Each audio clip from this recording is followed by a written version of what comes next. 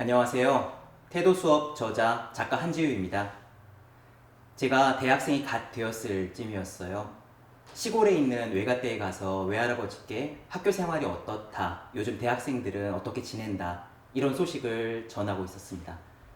당시는 IMF 금융위기가 한창이던 때라 경제가 마치 지금처럼 어렵던 그런 시기였어요.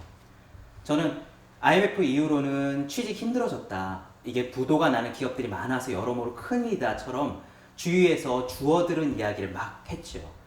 그런 지혜의 이야기를 다 들으시고 난 외할아버지는 딱 한마디로 이렇게 답하셨습니다. 전쟁만 아니면 된다. 외할아버지는 1921년생이셨어요. 일제강점기에 태어나셨고 30 무렵에 한국전쟁을 겪으셨는데요. 또 베트남 전쟁 때는 파병 보낸 아들을 잃기도 했고 군사 정권의 쿠데타, 민주화 운동의 소용돌이를 옆에서 직접 보기도 하셨습니다. 그러니까 우리나라 현대사의 모든 혼란을 몸소 다 경험한 외할아버지는 그 말씀을 그렇게 여러 번 하셨다고 합니다. 전쟁만 아니면 된다. 홍수가 나고 가뭄이 들고 그 밖에 다른 어떤 어려움들이 닥쳐서 사람들이 불안해할 때마다 그러셨대요.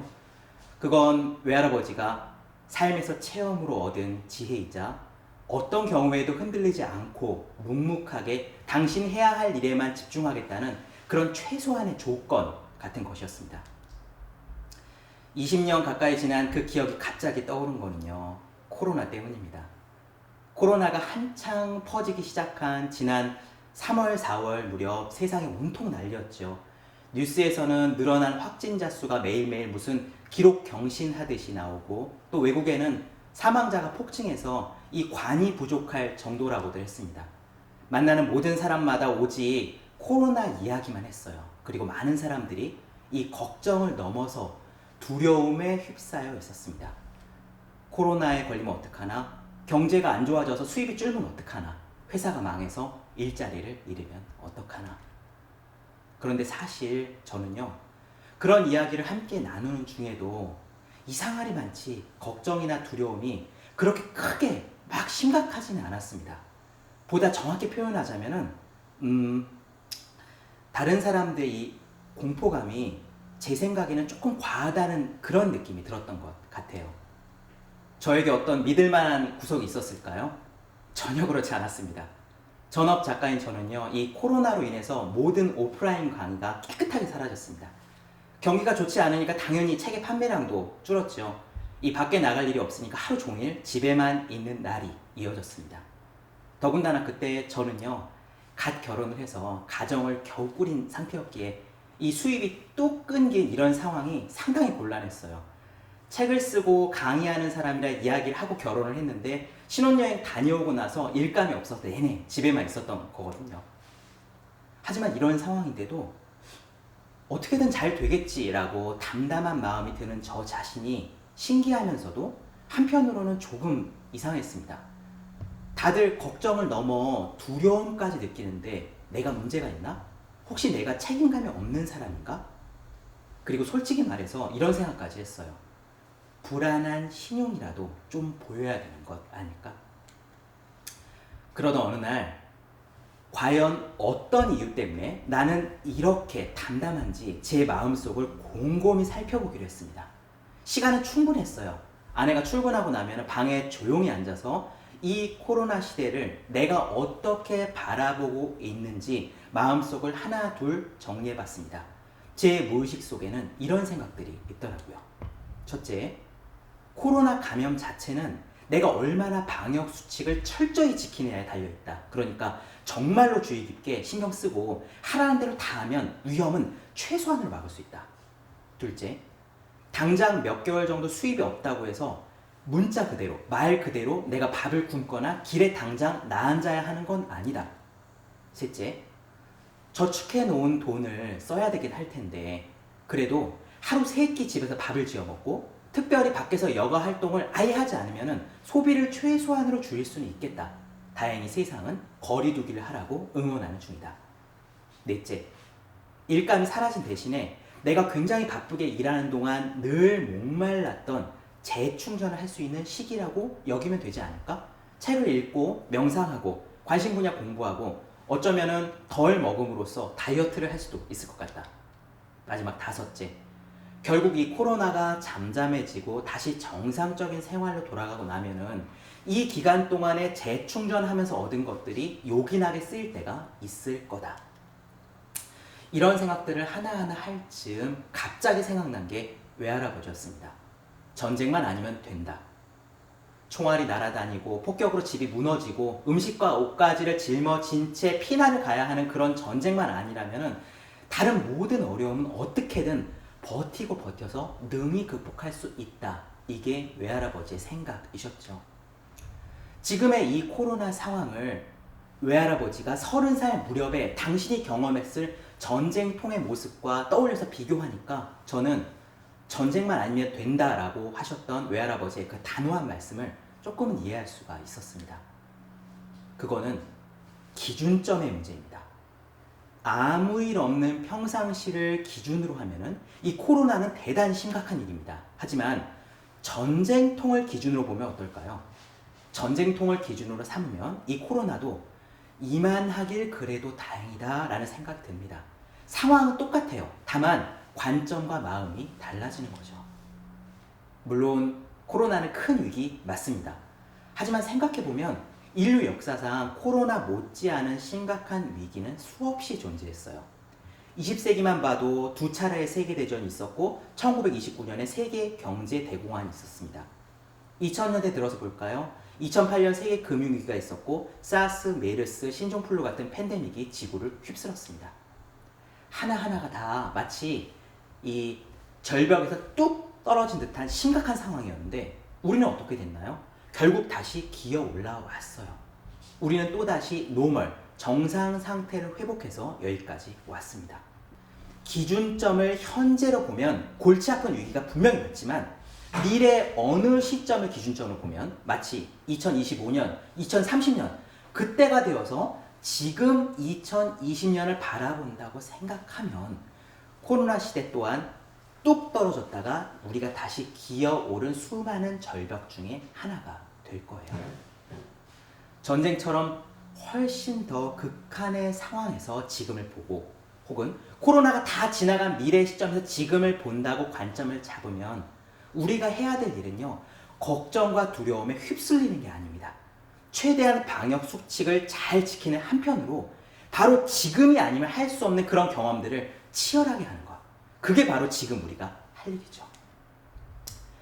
바로 이것이 코로나 시대를 대하는 올바른 방식이라는 판단이 들었을 때 그제서야 저는 저의 담담함을 스스로 납득할 수 있었습니다. 저는요, 마스크와 손소독제를 열심히 썼고요.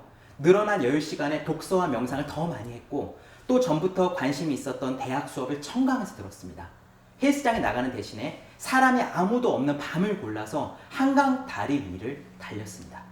요컨대 저는 제가 할 수 있는 일을 이미 다 하던 중이었던 거죠. 그래서 저는 불안에 휩쓸리지 않았습니다. 적어도 마음말은 그냥 그날 해야 될 일을 집중해서 잘 해냈습니다. 그러다가 문득 제가 가진 이런 마인드가 극심한 걱정과 불안을 느끼고 있는 사람들에게 도움이 될 수 있겠다는 사실을 깨달았습니다. 그래서요, 위기의 시대를 겪으면서도 담대하게 그것을 극복한 사람들을 찾아 살펴보기 시작했어요. 역시 예상은 틀리지 않았습니다. 가장 위대한 사람들은요, 어려움 없이 순탄하게 목표를 달성한 사람들이 결코 아니었습니다. 27년간 수감 생활을 했던 남아프리카 공화국의 넬슨 만델라 대통령, 뉴욕 시내 상공에서 기러기 때에 충돌을 해서 이 비행기의 양쪽 엔진이 동시에 날아간 상태에서 그 비행기를 허드슨 강에 무사히 착수시킨 썰렌버거 기자, 남극을 탐험하러 갔다가 얼음덩어리 갇혀서 634일 동안 극지방을 떠돌았던 어니스트 셰클턴, 그들은 그들에게 닥친 극한의 위기 속에서도 불안해하는 대신에 해야 할 일에 집중한 사람들이었습니다. 어떻게 그것이 가능했을까요? 그들은 도대체 무엇을 가지고 있었길래 그렇게 행동을 했을까요? 여기 인류 역사상 어쩌면 가장 위험했던 순간을 제대로 해결해낸 사람의 사례에서 그 답을 찾을 수 있을 것 같아요. 미국과 소련의 냉전이 한창이던 1962년 10월 14일 로키드 정찰기 한 대가요 쿠바 상공에서 촬영한 첩보 사진 한 장이 백악관에 전달됐습니다. 사진 속에는 한창 건설 중인 미사일 기지가 찍혀 있었어요.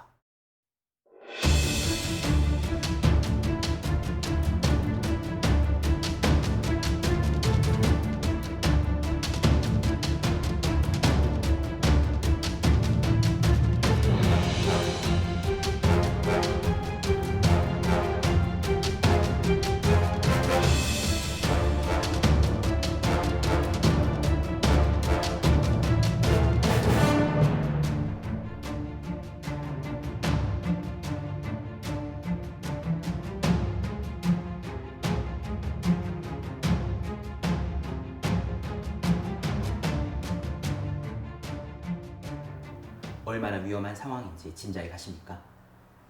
미국과 소련의 동맹국들도 모두 비상 상태였습니다. 냉전의 영향 아래에 있는 모든 지역, 유럽, 아시아 모든 지역에서 3차 세계대전이 코앞에 다가왔습니다. 선박에 실린 미사일은 시시각각 이 봉쇄 라인을 향해 다가오는 중이었고요. 그런데 케네디는 꿈쩍도 하지 않았습니다. 결국 몸을 먼저 일으킨 건 소련이었습니다. 1962년 10월 27일 사태가 일어난 지 13일 만에 소련은 모스크바를 겨냥해서 터키에 설치된 미국의 미사일 기지를 철수하면 자기들도 쿠바에서 손을 떼겠다고 제안을 했고요. 케네디는 즉각 받아들입니다. 인류 역사상 제3차 세계대전에 가장 가까이 다가갔던 최악의 사태가 겨우 마무리되는 그런 순간이었습니다. 쿠바 미사일 위기라고 불리는 이 사태가 무사히 해결될 수 있었던 가장 큰 공로가 케네디에게 있음은 의심의 여지가 없습니다. 역사상 최악의 위기를 극복해낸 케네디 리더십의 핵심 요소는 무엇이었을까요?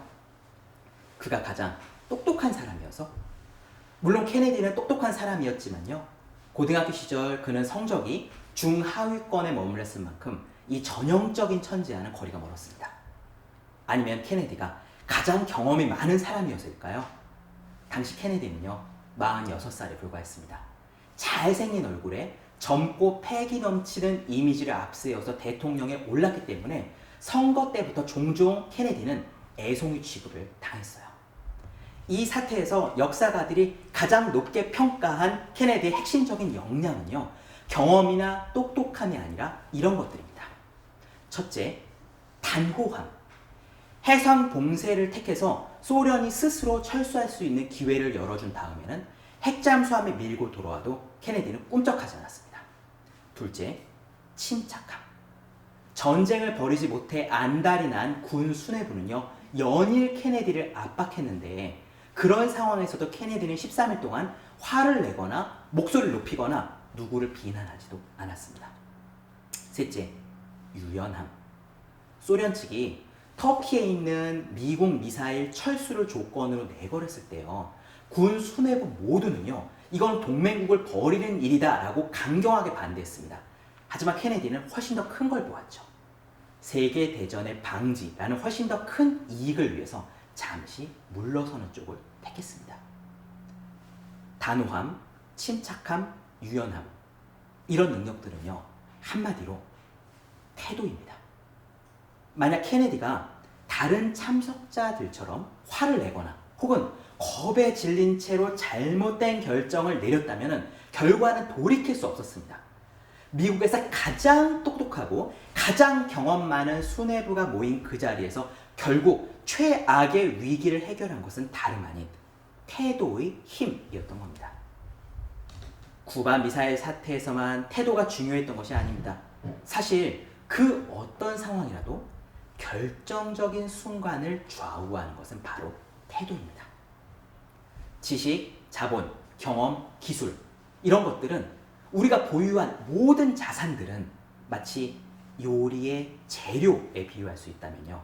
태도는 요리 실력 그 자체예요. 요리 실력이 출중한 사람은 냉장고 안을 막 뒤져서 재료가 별거 없어도 먹을 만한 음식을 어떻게든 뚝딱 만들어내잖아요. 바로 그렇습니다. 태도가 훌륭한 사람은요. 가진 것이 부족하더라도 언제나 그 상황에서 기대할 수 있는 최상의 성과를 만들어냅니다. 왜 그럴까요? 요즘 태도라는 말이 쓰이는 건 주로 유명인의 태도 논란 같은 뉴스 기사죠. 이 부적절한 자세, 막 이러고 있는 자세를 지적할 때 자주 보입니다. 그래서 이 태도를 겸손하고 바른 자세다라고 오해할 여지가 있습니다. 하지만 그렇지 않아요. 태도라는 말의 어원을 들여다보면요, 이 태도의 의미는 훨씬 깊고 넓습니다. 영어로 태도는 attitude라고 하는데 그 뿌리가 원래 라틴어 aptus입니다. aptus는 적합하다, 알맞다 라는 뜻이에요. 즉, 어떤 상황에서든 딱 들어맞는 아주 적합하고 아주 알맞은 자세가 태도의 본래 의미입니다. 아무리 벼랑 끝에 놓인 위기라고 해도 자신이 처한 상황에 맞게 가장 정확하고 가장 알맞게 움직일 수 있는 힘이 태도라면 일의 결정적인 성패가 다른 어떤 것도 아닌 태도에 의해 좌우되는 것은 정말 당연하지 않습니까? 이런 어려운 순간, 위기의 순간을 극복하기 위한 12가지 핵심적인 태도들이 있습니다. 이 중 한두 가지만 마스터하더라도 우리가 지금 겪고 있는 이 어려움, 이 코로나 시대를 우리는 불안감 없이 건너는데 큰 도움이 될 겁니다. 이 12가지 태도 가운데 당장 실천할 수 있는 것 3가지만 제안 드리도록 할게요.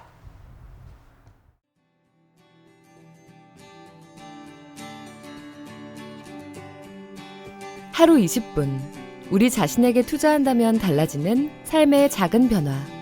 하우투 지식 채널.